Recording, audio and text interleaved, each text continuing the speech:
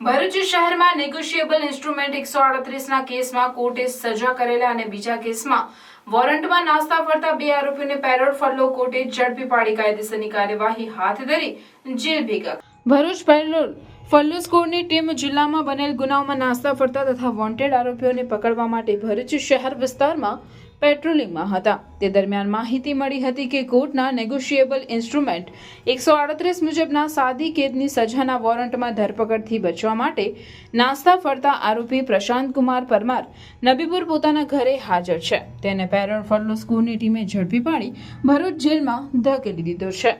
જ્યારે એક બીજા કેસમાં ભરૂચ બીજા એડિશનલ ચીફ જ્યુડિશિયલ મેજિસ્ટ્રેટની કોર્ટમાં નેગોશિયેબલ ઇન્સ્ટ્રુમેન્ટ 138 મુજબના 3 માસની સાદી કેદની સજાના વોરંટમાં ધરપકડથી બચવા નાસ્તા ફરતા આરોપી મોહમ્મદ સલીમ અહેમદ મિયા શેખ સક્કરકોઈ ગોલવાડ નાકા સૈયદવાડામાં પોતાના ઘરે હાજર હોવાની બાતમી મળતા તેને ઝડપી પાડી જેલમાં મોકલી આપ્યો હતો.